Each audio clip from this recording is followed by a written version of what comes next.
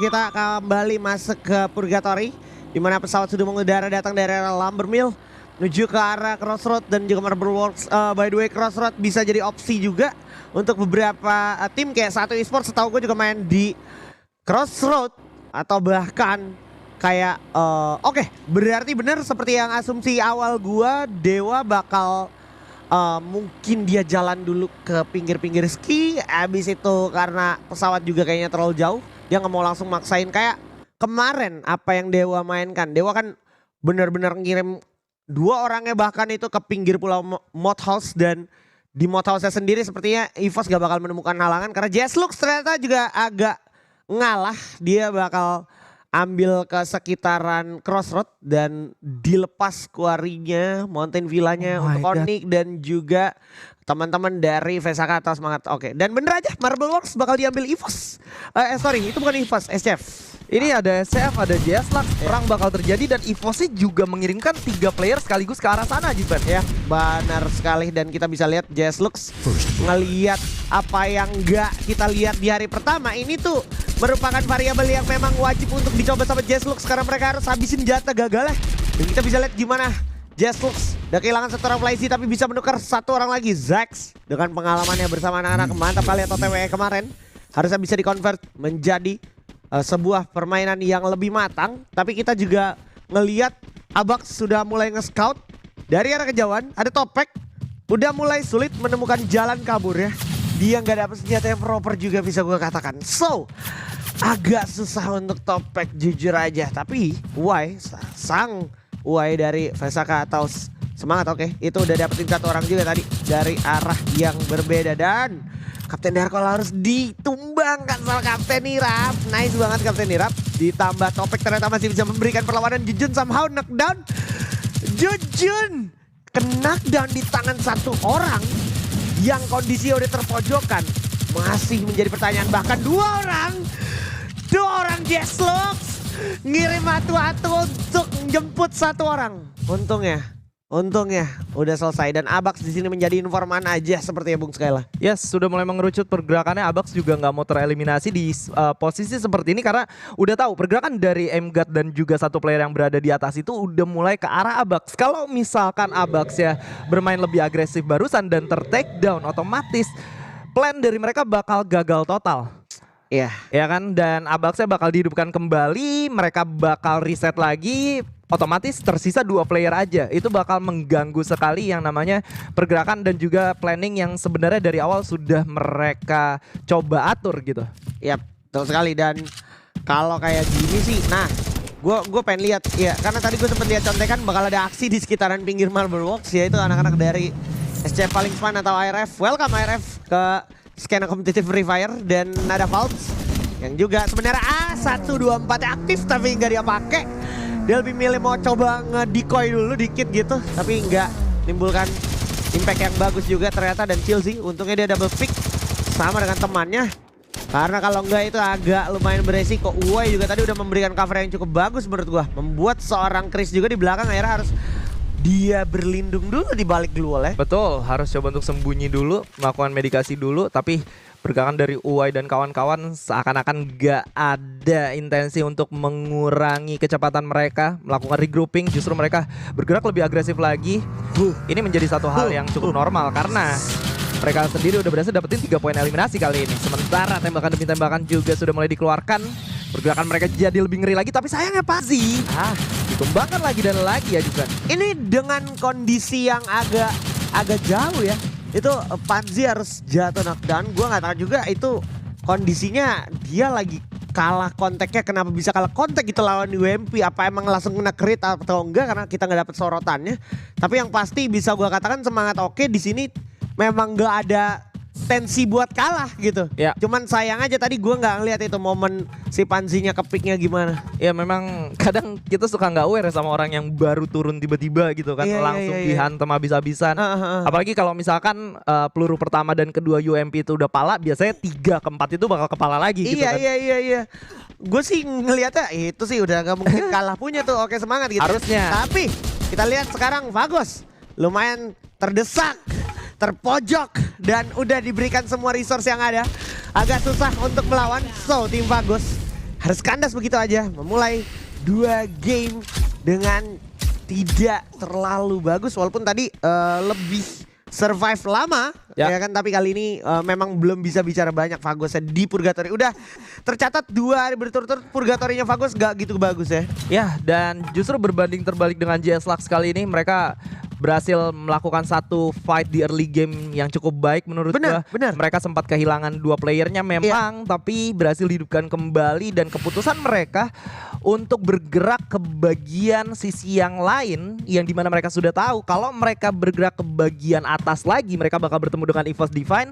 Mereka mundur, egonya diturunin, dan EVOS Divine-nya pun cukup respect dengan keputusan dari lawannya. Sebenarnya bisa aja kejar-kejaran tadi. Bisa banget, tapi nggak dilakukan juga karena memang ini kita main di Purgatory, kita main di map yang ngasih lu kesempatan untuk bermain dengan tempo selambat-lambatnya. Betul. Gitu kan, jadi lu nggak punya alasan untuk maksain momentum dengan resources seadanya. Apalagi tadi kita lihat juga Abak sama Mgot kan looting cuma di Tayo doang tuh, di Tayo OTW menuju ke Crossroad gitu ya kan. Jadi sisa 2-nya Gedai sama si Ray-nya itu main langsung ke Mod House untuk mencari resources sebanyak-banyaknya. Nah, tadi pertanyaannya Bung Surya, Bung Skyla, dan juga pertanyaan gue pribadi kayak Brasilia nggak ada yang isi, udah hari pertama kemarin BTR nggak kesana gitu ya kan. Sekarang masih akan tetap coba diambil sama tim-tim yang memang mau main taktis aja. Satu esports dan juga TWE yang kita tahu TWE sempat nyambangi field dulu, tapi habis itu dia kembali ke default permainan dari TWE yang memang mirip-mirip kayak Begatron juga gitu. Betul. Ya kan. Langsung pergerakannya cukup cepat yang pertama, dan biasanya mereka coba kalau nggak bisa main bagian belakang untuk di clear, mereka bakal coba untuk cari kompon yang paling aman untuk defense. That's it. Itu dia. Dan ini dia kondisi dari arah Marble Works yang udah nggak bakal diselimuti zona selanjutnya. Nah, udah bakal lumayan riuh ramai karena Onyx Olympus juga udah mulai masang setup. Mereka cenderung untuk melakukan penyerangan. ARF udah kehilangan 2 orangnya, Cuake dan juga Chilzi. Harus kandas gitu aja deh, tambah topeng gitu. Susah banget untuk anak-anak dari SC paling Spanten di atas kandas gitu saja. Sisa, oke, semangat kali ini, tapi masih dalam pantauan seorang Jack yang kita tahu kemarin sempat juga mewakili pro player di ajang Elite War. Dan sekarang kita lihat gimana Gardu menjadi lini depan yang harusnya bakal membuat momentum masuk menuju ke arah tower milik. Oke, semangat. Kita bisa lihat satu tembakan yang cukup berarti mendelay pergerakan, tapi demikian juga backup yang dilakukan oleh seorang Kiba. Bagus banget Kiba menciptakan momentum untuk teman-teman yang membuat kondisi semakin nggak menguntungkan untuk Oke semangat. Udah di ujung tanduk Bung Skyla. Udah di ujung tanduk, mereka benar-benar kesulitan, mau kabur nggak bisa, mau ngelawan juga nggak bisa, dan pergerakan Gardu memang sedikit risky barusan. Tapi menurut gua kalau ngelihat pergerakan dari Kiba itu bukan pergerakan Gardu yang biasanya reckless tanpa ngomongin resiko gitu. Bener. Itu kayak Gardunya udah nge-call ada portal, gua naik ke atas, karena Kibanya udah siap untuk ngikutin dari sebelah kanan. Karena kan seringkali kalau kita ngomongin Gardu yang dulu itu dia kenoknya nggak jelas ya. Benar. Teman-temannya di mana dia kenok sendiri gitu. Betul. Nah, kalau barusan ini udah lebih terstruktur pergerakannya, lebih terkonsep juga. Nice banget, dan Onyx Olympus memang harus melakukan hal-hal seperti ini menurut gua. Iya. Autopilot itu udah harus sering terjadi gitu ya. Kan? Kayak aksi reaksi dari satu sama lainnya itu harus benar-benar punya harmoni yang bagus, dan barusan cukup bagus Bung Sel. Cukup bagus, dan karena kita nggak bisa bohong ya, memang ada beberapa player yang bisa langsung chemistry-nya nyatu gitu, nggak perlu waktu yang lama. Tapi banyak juga player yang mungkin butuh bertahun-tahun untuk menyatukan chemistry mereka gitu. Panjang gitu prosesnya gitu kan. Sepanjang karir Jack juga di Onyx kayak udah mulai kelihatan perkembangannya nih. Itu dia. Secara pendewasaan gameplay ya. Betul. Kita harus lihat kapan lagi lu lihat Jack yang dulunya ditaruh di orang depan. Sekarang dia pede main AC di belakang aja udah nge-backup temen-temennya. Itu. Yang penting momennya tim gue dapet gitu. Dan yang pernah gue dengar juga dari Onyx Olympus adalah memang dari seorang Gardu ini bisa aja punya partner seorang Jack, tapi kayak karena Gardu lumayan deket sama Kiba gitu. Bener. Chemistry-nya udah dapet. Kayaknya yang menjadi pertimbangan lebih ke arah sana, dan gue masih menunggu Onyx Olympus untuk Joel dimainkan. Oh iya dong. Sih? Coba dong, itu udah masuk roster list, kalau nggak dimainin tuh buat apps gitu. Masalahnya Joel juga ini merupakan salah satu player yang bisa gue bilang cukup berkelas, men. Iya. Ya, jadi ketika ada player yang lagi flop, boleh banget untuk dipertimbangin seorang Joel ya. Nah, dan oke, kita udah ditampilkan zona selanjutnya dengan kondisi sebenarnya jujur nggak nguntungin banget untuk anak-anak JSLux. Lux pun tadi selamat dari maut, itu nggak membuat dia bisa tenang karena yang pertama dia sekarang nggak di zona selanjutnya. Di zona selanjutnya pun itu udah ada tim-tim seniornya yang tadi dia hindari di awal gitu ya kan. Jadi kayak pilihannya lu mau ketemu di awal atau mau ketemu di late game aja. Tapi kita lihat sekarang bakal ada perang antara EVOS Divine melawan Dewa United. Yang mungkin Dewa United itu Divine, tapi lo lihat Gedai gini berada teman-teman. EVOS di sini, EVOS di sana. Teriakan bersama-sama. EVOS. Dan itu dia terlihat gimana pergerakan dari EVOS Divine. Berhasil mencetak momentum tapi saya nggak apa. Jatuh knockdown, masih ada Emgat. Mencoba dengan charge booster ya. Charge lagi. Langsung di charge lagi. EVOS di sini. EVOS di sana. Semua momentum yang terjadi memang karena granat dari seorang Gedai menjadi satu granat yang cukup mahal, menumbangkan dua player sekaligus, dan pada akhirnya mereka sudah melakukan preparation dengan cukup oke menurut gua. Pergerakan dari belakang zona itu sedikit unpredictable karena EVOS-nya juga tidak terlihat siap dengan pergerakan Sam yang berada dari luar zona barusan. Betul. Tapi sayangnya menurut gua pergerakan menggunakan Portal Go dari teman-teman Dewa United sedikit lebih lama. Karena harusnya kondisi yang melakukan opening war terlebih dahulu adalah player yang memiliki Portal Go untuk kebagian pertahanan dari EVOS Divine-nya, sehingga membuat Sam 13 yang berada di atas itu memiliki clear vision dan bisa mengcover teman-temannya dari bagian atas, Pak. Yes. Tapi yang terjadi justru sebaliknya. Ya, sayang banget klimaks banget jujur. Gue gemes banget lihat. Tapi ini juga gak kalah gemesnya melihat gimana Torat coba menunjukkan tajinya juga sebagai abang-abangan yang kemarin juara di season 8. Dan udah terlihat 3, 4, 5. Langsung habis kita ya. Seperti yang gue bilang, pun dia menghindari abang-abang seniornya tadi di awal, nggak bikin dia selamat di momen-momen sulit seperti ini karena dia nggak dapat zonanya, dia nggak dapat compoundnya, dan dia di luar zona tadi kondisinya. Dan sekarang kita lihat aksi selanjutnya. Onyx lagi mantau situasi dengan pasti. Dan di depan ada dari TWE juga, dan oh my god, Gedai, Aimgat mencetak angkanya lagi di sana. Cukup menyulitkan untuk Tiger Wong Esports, dan Hans sini udah mulai sedikit kehilangan aspek untuk dia maksimalkan karena dia harus kehilangan seorang kapten Irap.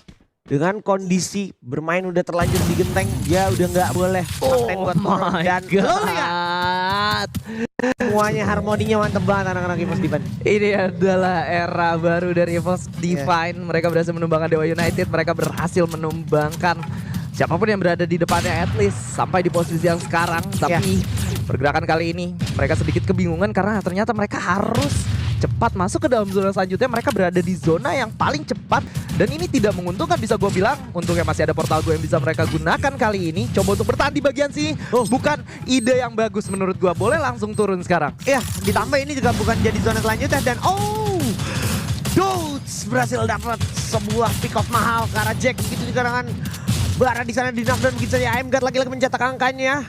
Cukup berbahaya di sini.